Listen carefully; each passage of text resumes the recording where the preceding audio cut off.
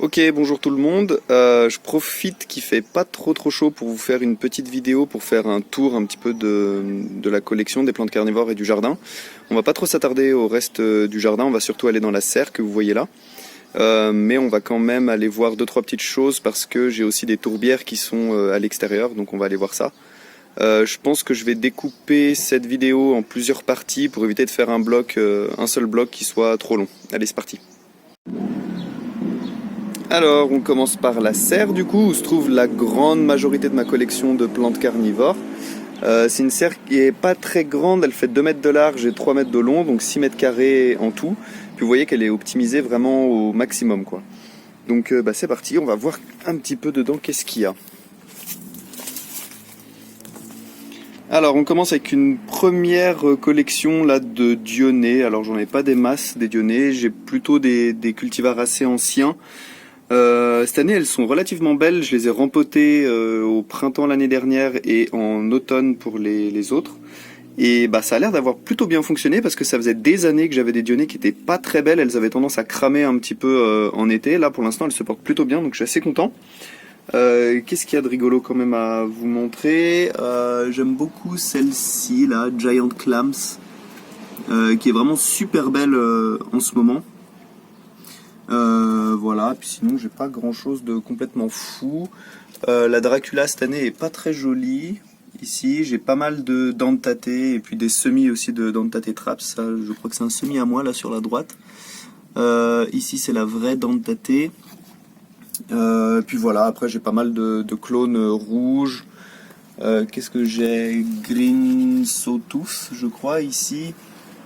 Bohemian Garnet. Red Piranha, etc. Bon voilà, j'ai pas énormément de dionnées, hein, j'ai vraiment juste ça. Juste à côté on a quelques Drosera. Drosera Affinis, si je dis pas de conneries, je l'ai que depuis 1 an et demi, 2 ans, donc je sais pas trop encore comment il va passer les hivers. Mais il a fait plutôt froid cet hiver, il a l'air d'avoir tenu, donc on verra. Ici c'est X Hybrida. Là on a un petit Filiformis rouge que je devrais peut-être rempoter un de ces 4. Ensuite quelques Binata, avec Binata multifida ici. Très reconnaissable. J'ai le clone nain aussi, bon là il est pas très beau cette année, qui est là-dessous. Et puis d'autres clones de Binata et Filiformis. Voilà. Ensuite, si on avance un petit peu, hop, on a une soucoupe ici. Alors il reste plus grand chose dans cette soucoupe, et heureusement. C'est des hybrides que j'avais fait en 2015. Donc là, c'est tous les clones qui sont pas encore vraiment sélectionnés. Donc j'essaie de me débarrasser de la plupart d'entre eux en fait. Mais il y a quand même des choses assez sympas que j'ai découvert cette année, donc je vais peut-être pas tous les jeter. Celui-là notamment, je crois que c'est un hybride entre HNI 12, c'est un hybride que j'ai chez moi qui est non identifié, et puis Flava Claret. Après on a des choses un peu comme ça, des hybrides à base de X Micheliana, de Murray. Celui-là que j'aime bien mais qui est pas foufou non plus hein, pour l'instant, mais bon, on verra. Bon, ça c'est pareil. Qu'est-ce qu'on a d'autre? Ah, ici, on a, il me semble que c'est amphibien hybridé avec rubis rare, donc ça garde bien la forme de amphibien. Mais par contre, ils poussent quand même pas beaucoup tout cela. Hein. Je les ai depuis, je les ai semés en 2016 et ils sont pas bien grands. Ensuite, on a des petites choses comme ça que je garde encore un petit peu de côté pour l'instant, mais à voir. Je sais pas si je vais les garder vraiment jusqu'à la fin. Ça c'est, si je dis pas de bêtises, ça doit être Adier hybridé avec Bella. Voilà. Alors j'ai beaucoup de clones qui sont ressortis un peu comme ça, des sortes de super flava on va dire, qui ressemblent beaucoup à des flava mais juste un peu plus massifs quoi. Donc tout ça c'est des hybridations toujours entre HNI 12 et Flava Claret. Voilà. Il y a certains plants qui n'ont pas été bien rouges, hein. Vous voyez, il y en a qui sont très veinés quand même, qui sont pas moches. Hein.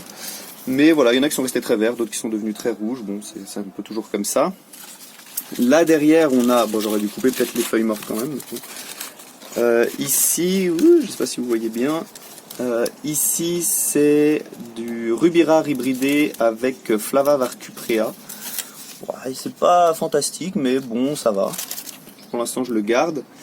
Qu'est-ce que j'ai d'autre encore de rigolo à vous montrer? Ah oui, alors cette année, c'est ceux-là qui ont explosé, qui sont devenus super beaux. Ça, c'est du coup amphibien hybridé avec Flava varcuprea. Et ils sont devenus quand même super jolis, je trouve, avec une espèce de grosse tache rouge là qui a poussé dans la gorge, alors qu'il n'y avait pas ça les autres années. Donc ça, c'est assez cool. Ça montre aussi qu'il ne faut pas forcément jeter ces semis quand on a l'impression qu'ils sont pas très beaux, parce qu'ils peuvent devenir super sympas. J'aime bien celui-là aussi. Alors, je sais pas si la mise au point est vraiment bien, parce qu'il fait assez clair derrière la serre, donc j'ai l'impression que mon téléphone fait la mise au point sur derrière, mais bon, tant pis.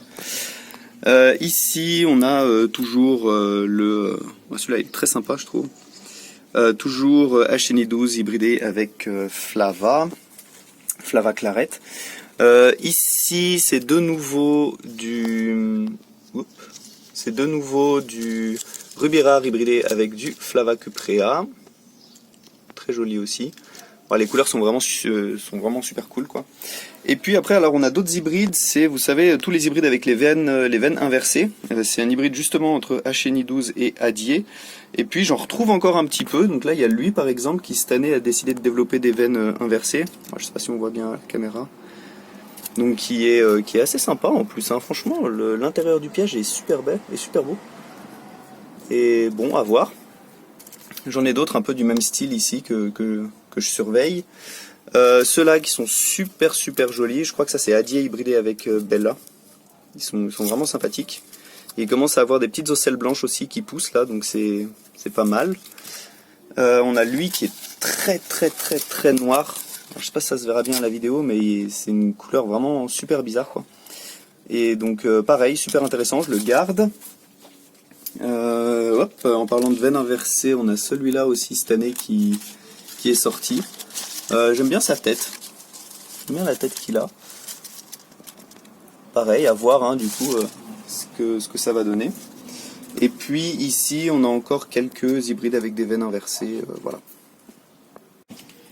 Ok, bah écoutez, maintenant qu'on a terminé avec les hybrides et puis les quelques dionnées, je vous propose de passer dans une autre vidéo, plutôt au Sarracenia de collection qui se situe un petit peu par ici et puis de ce côté-là.